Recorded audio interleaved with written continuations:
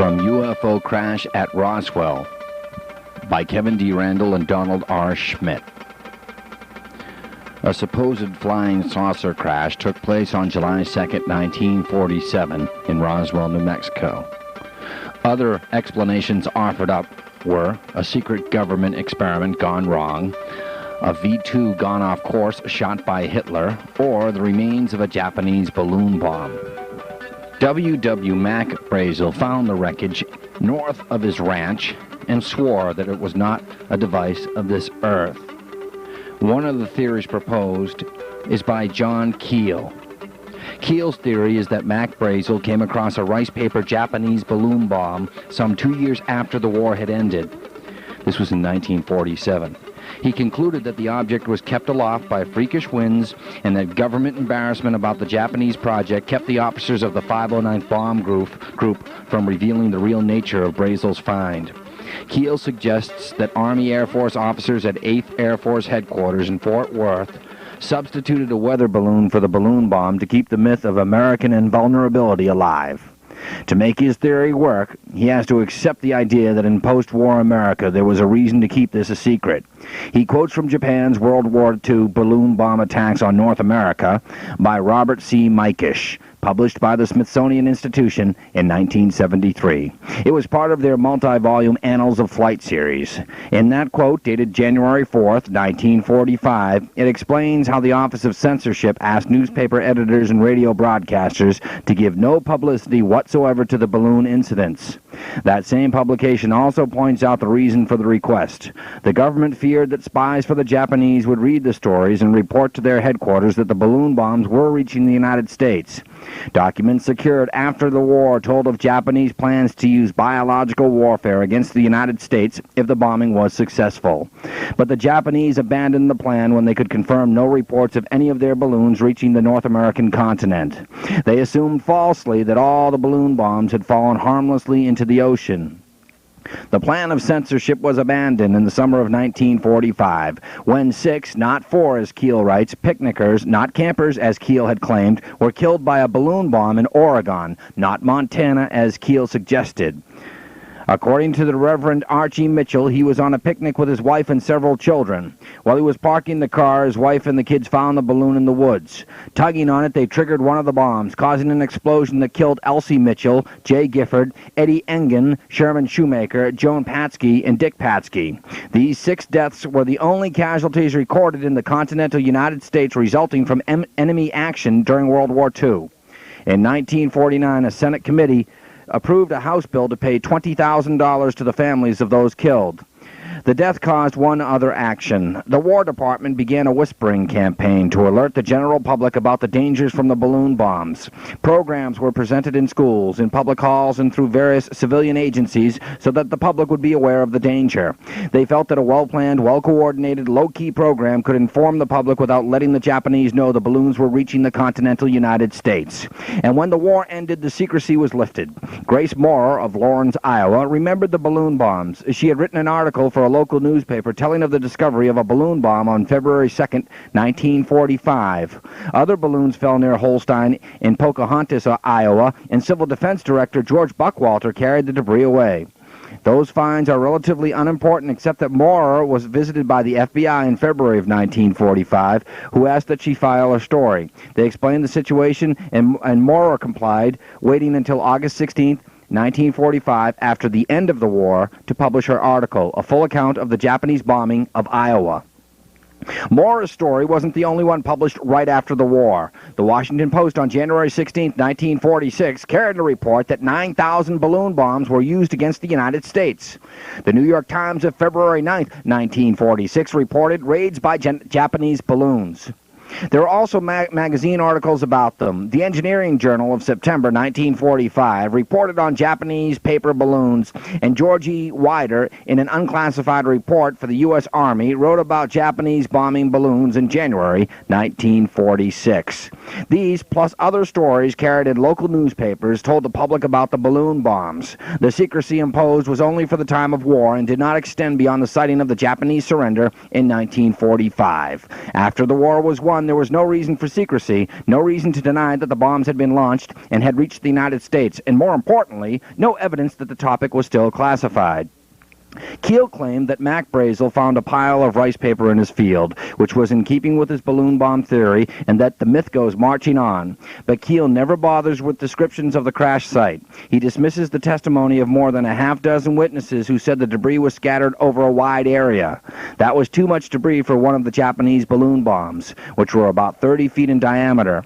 In fact, in the very beginning of Mike Esch's Japanese balloon bomb report, there is a picture of about a dozen military and government officials inspecting one of the balloons. It did not come apart. It did not scatter debris over a large area, and it is easily identifiable as a balloon. Marcel said, Jesse Marcel, who was also there representing the military, he said in many recorded interviews that they had tried to burn some of the material found on the ranch but could not. Now, rice paper would have burned easily. They tried to dent some of the larger pieces with a 16-pound sledgehammer and could not. Rice paper would have torn, and if the material was some of the rubberized stuff used on a few of the balloons, it certainly would have shown the effects of a hammer. In 1947, there was no reason for secrecy if what was found was in fact of Japanese manufacture. The story of the balloon bombs had already been released, and stories had appeared in major newspapers throughout the country and in many of the smaller local papers as well. The balloon bombs were no longer a secret.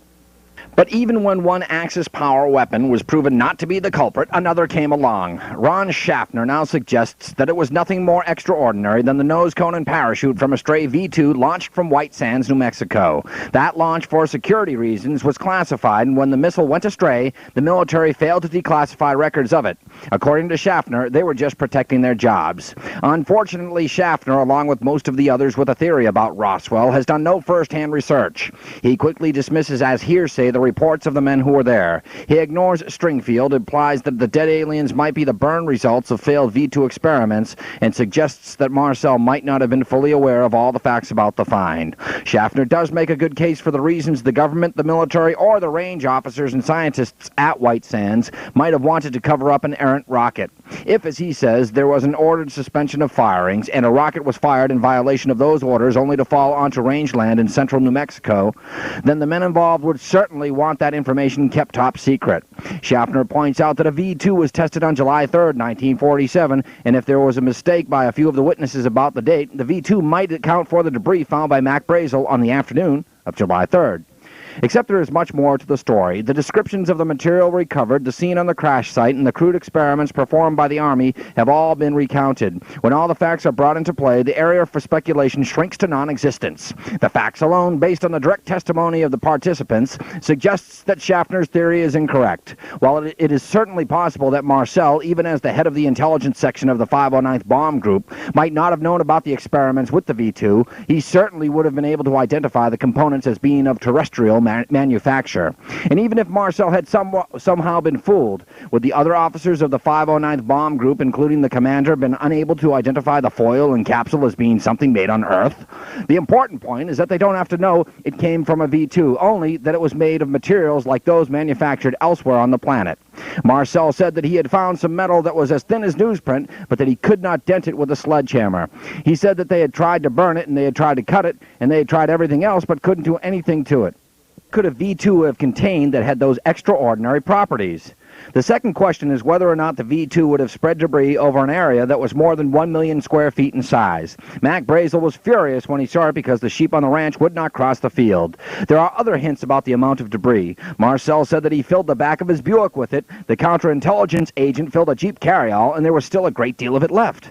And finally, there is the credibility of Barney Barnett, among others. If he was the only witness to the dead alien bodies, then his story would be suspect. But now there are others who have come forward telling what they had seen. Melvin Brown, a member of the Squadron K of the 509th Bomb Group, told his family that he guarded the bodies as they were driven from the crash site to the Roswell Army Airfield. There is testimony from one of the crewmen who flew the bodies from Roswell to Fort Worth.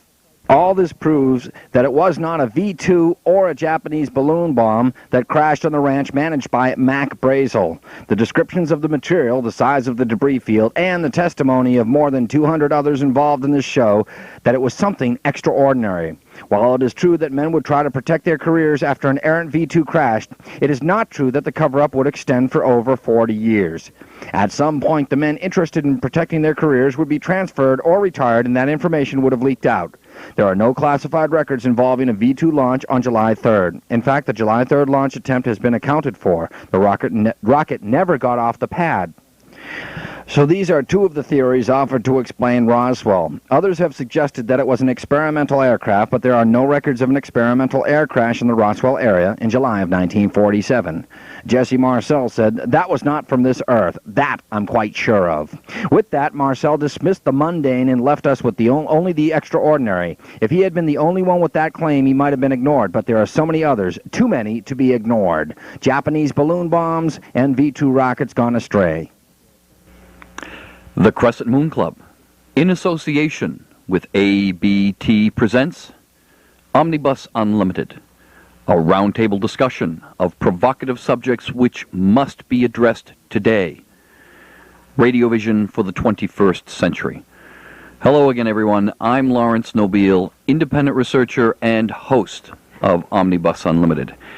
Tonight we come to you from our refurbished ABT studios in Dover, Massachusetts. Tonight, our topic for discussion is Japanese balloon bombs. With us to discuss this subject is ufologist Dan Murray. Dan, thanks for being here this evening. Good to be here, Larry. Thank you. Psychic healer and medical technician Tom Murray. Tom, thanks for being here this evening. Good evening, Larry. I haven't seen Larry in a couple weeks, and I've missed the resonance of his voice. Hobbyist Damon Nobile, and card collector, I might add. Collector and hobbyist Damon Nobile. Damon, thanks for being here this evening. Well, it's a pleasure to be here for my first omnibus, and I'm looking forward to an exciting show. And as usual, our seeker and producer of Omnibus Unlimited, John Horrigan. Thanks for being here tonight, John. How you doing?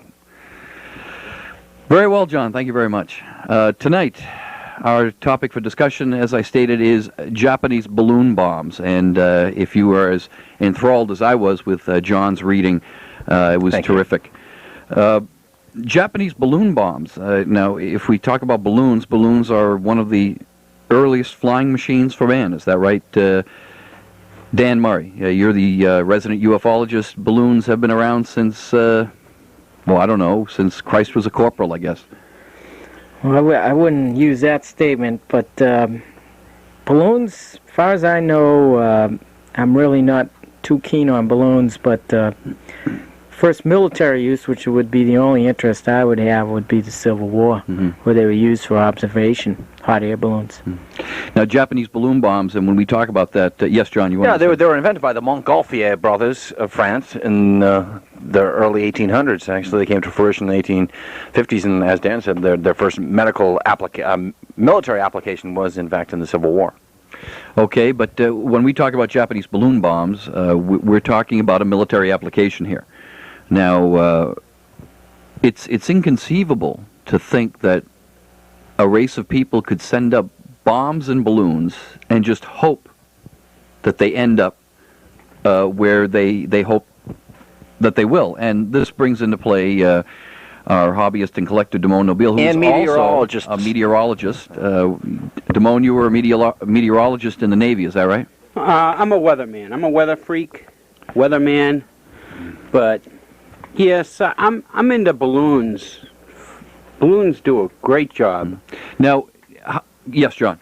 I want to ask Damon, as a kid, I always thought that if I let go a helium balloon, if I just let go a helium balloon, how far would that travel before it destroys itself, before it gets carried by winds? I know that there's been some bizarre stories of little toy balloons crossing the Atlantic Ocean, but if I were to just let something fly tonight, what are the odds that it will reach more than a mile away? Oh, no chance at all. The higher you go up in the atmosphere, the thinner the air becomes. That means the helium in the balloon itself starts pressing against the sides of the balloon to even the pressure. There's less pressure around it.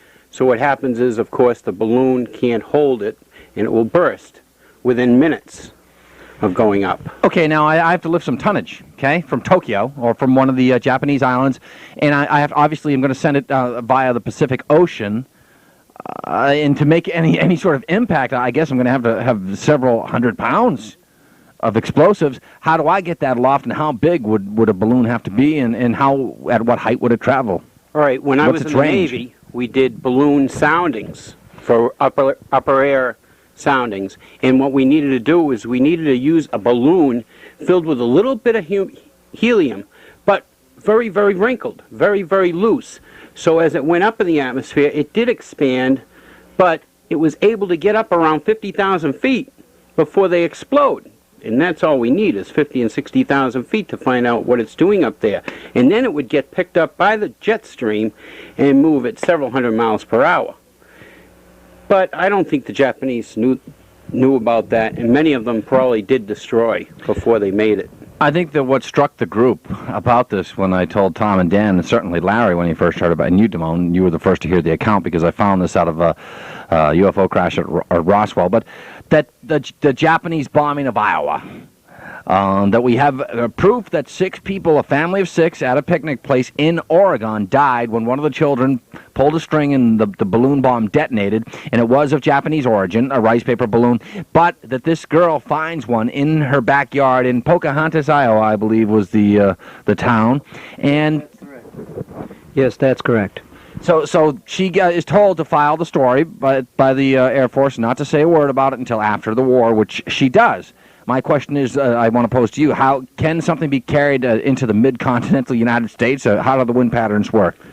It's very possible. The upper-level winds are pretty much due west, from west to east, and 1% of those balloons could have definitely made it over the Rocky Mountains at tremendous altitudes and landed in Iowa, soft landed.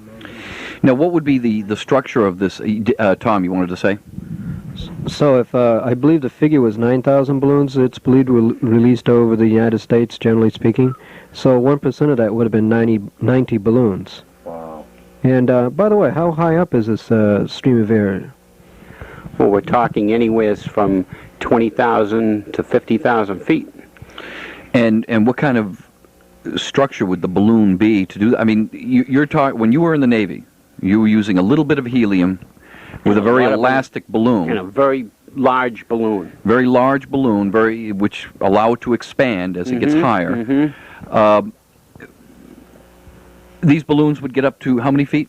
The balloons I'm talking yours. These balloons were made to get up to 50,000 feet. We needed to see a vertical section in the atmosphere. Temperature, dew point, wind direction. Now, would these balloons explode eventually, or would No, they... many of them would soft land, and we'd have a message located on the box to say, send back to the National Weather Service. Okay. Now, my question is this. Now, you did this in 1974, 5, 78? In the upper 70s, yeah, late 70s. Late 70s. Now, we're talking about 1945. John, what were the dates of these 9,000 balloon bombs that were released? From what years? Oh, the accounts we get from January and February of 1945, just prior to the German surrender. So we're talking about an all-out effort here. The 9,000 balloons are released in the span of 2 months, is that right? Yeah, and like Tom says, just 1% is 90 balloons. So, I think the key here was censorship, because the United States did not want anybody else to find out that the idea of American invulnerability, American invincibility had to be kept alive. And there was a whispering campaign. So they did not, even if some had landed, and I know that was a good excuse to pawn off on Roswell, the flying saucer crash at Roswell that we've investigated, there was a government plot to keep it secret. Yeah, John, my viewpoint might be that it's not so much to keep the myth of American invincibility, as more to the outward direction of the American thought mind. The women and those that are incapable of being in the military or working in the factories producing the weapons to be shipped overseas to fight in the war overseas. So in the sense of, I think, vulnerability of America to falling to an outside force, I think that wasn't the concern of the military. It was more, let's keep them thinking of the war as being over there and that we're going over there. That's my conjecture. And if you're just joining us, this is Omnibus Unlimited. Tonight our roundtable is discussing the subject of Japanese balloon bombs. Now, Damon, the accounts are that these balloons were made of, what was it, John? A paper? Rice paper. Rice paper. Now, is rice paper capable of withstanding the winds that you would find at 20 to 50,000 feet you would need to carry across the Pacific? And more importantly, what would this rice paper be filled with? How big would they be? Did they have helium back then? They probably had helium back then, yeah? I believe 300 feet is the figure that I'm given, in 30 feet as far as diameter, but 300 feet from top of balloon to the basket or gondola. So they're more oblong, not round, as we might...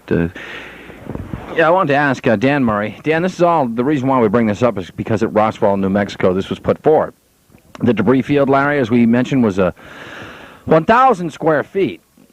No, 1 million square feet, rather, where the debris took place. And it's this lightweight, and this was one of the theories proposed, and supposedly the government bid it hook, line, and sinker.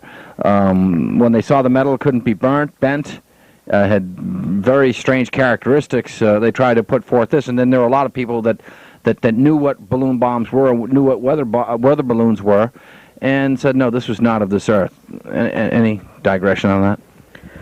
Well, I never heard of balloon bombs till tonight, but I am an expert in military warfare and history. And let's look at the facts here. The Zeros built by the Japanese were made out of paper and wood at the end of the war.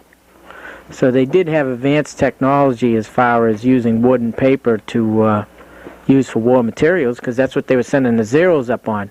It's also why it became easier to shoot the Zeros down, was because it was very little metal used due to the fact that they had almost no natural resources of their own. So they were running out at the end of the war. Also, as far as where the Japanese would launch a balloon-type attack, which would be a very good idea that they could pick up on from the V-2 attacks from Germany, and also watching how the mustard gas in World War I was effective in use. Don't forget they took the Aleutian Islands off Alaska.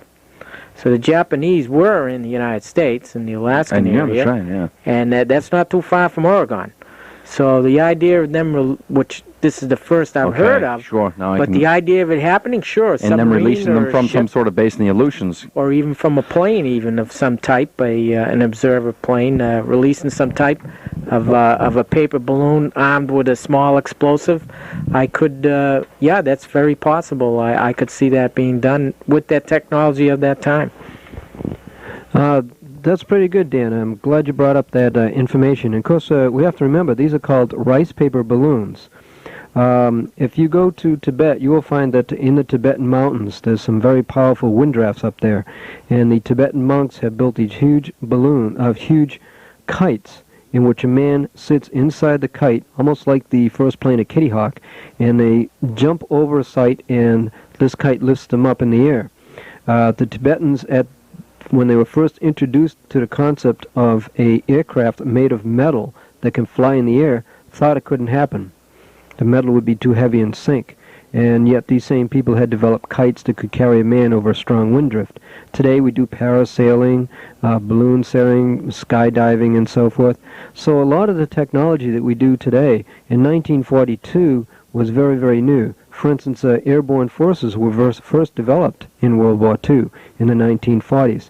Now, my idea of this rice balloon, I haven't seen a construction of a balloon, rice balloon, but my idea would be, having a little bit of background in Japanese culture, is that it would probably be heavily starched, heavily layered rice paper, which, by the way, rice paper is very light, but you could build a very large, think of it as like the shape of a roof of a house. Then, as these fellows mentioned, using helium or a very light gas, or perhaps even a Bunsen burner type technique to heat some air in some type of a gas, you could create enough of an air current to lift this balloon. So it wouldn't be the circular enclosed balloon that we usually think of. It probably would have been more like a flying house, or like we think of as a kite. And as Damon has mentioned, with the strong currents in the stratosphere, 20 to 50,000 feet, you don't have to worry so much about the balloon expanding and bursting. It's going to stay the same height. But as the gas raises it up, the gas would not burn as well, because eventually there wouldn't be enough oxygen in the air to keep the fire burning underneath, and the gas would slowly leak around the edges of this balloon. But that was probably what they were designed to do. They just fly over the United States, or float over the United States, and drop wherever they will. And they would all tend to run out of fuel or run out of oxygen to burn the fuel at about the same time and in about the same general million square mile area. And probably most of these would not go off. And the Japanese, as Dan mentioned, were very good at building material from wood and paper. We have to remember that Howard Hughes built the Spruce Goose, which is a totally wooden framed structured aircraft, but he managed to make it fly. That was his vow, but he also said he would never try to fly it again because it would fall apart. But yes, the Japanese kamikaze pilots used wooden aircraft to bomb used wooden airplanes to bomb American aircraft carriers and destroyers in World War II. So the Japanese were very good at utilizing low-cost, low-technology to penetrate high-cost, high-technology areas, much as the Vietnam soldiers did in World War II. When we were carpet bombing with B-52 bombers and 1,000-pound to 500-pound bombs, North Vietnam, they simply dug holes under the ground and infiltrated over the parallel into South Vietnam underground like ants. So you can often use low technology to defeat high technology, which, Dan, kind of brings me back to Roswell and some other questions as far as technology is. Right now we're in a really advanced technological age. We have all kinds of stealth bombers and so forth. But I believe that Atlantis used a crystal structure heated by the sun to power a lot of their equipment. And do you think that the aliens have mastered very simple techniques of taking raw energy and converting it into these very scientific instruments that are low-tech but high tensile strength? Yeah, it's been proven the low-tech point, yeah. But I'd just like to lighten things up a little bit by saying that, getting back to the World War II part, they're one of my favorite characters in the last 20 years. And when I was in the Air Force, he was my pin-up idol. I always, because he was so great with the media, was President for Life, General Idi Amin of Uganda, hired Japanese kamikaze pilots that survived the war to train his Air Force how to fly. And then he was going to train, and he wanted to take Tanzania so he could have his way to the his port. And I believe he mentioned balloons. Some type of Japanese balloon, and at the time I kind of blew it off, but it ties in with this. Very interesting. Very much. And unfortunately, that will have to end our discussion tonight of Japanese balloon bombs. I'd like to thank my guests for being here this evening. UFOlogist Dan Murray. Dan, thanks very much for being here this evening. Thank you, and I would not suggest hiring ex-kamikaze pilots to train the Air Force to fly. They did not succeed. Psychic healer and medical technician Tom Murray. Tom, thanks very much for being here this evening. Larry, it's been a joy, and remember, buy those two-way tickets, not that one-way ticket. Okay, a collector and hobbyist, and also you don't like the term meteorologist, is that right? No, that only goes to a person who's been contaminated by going to college and being contaminated. Hey! What? I have feelings about the weather. Okay. And I'd like to stick to that. Well, Weatherman Damon Nobile. Damon, thanks for being here this evening. Oh yes, thank you. And to just say a couple of words about the balloons. It sounds a lot like what happened over in Iraq, where they blew up all the oil wells over in that area. Yep. We're gonna, in fact, if next week we're going to be talking about. We have a brand new show coming up. Okay, and of course, seeker and producer of Omnibus Unlimited, John Horrigan. John, thanks very much for being here this evening. Hey, thanks, Lar.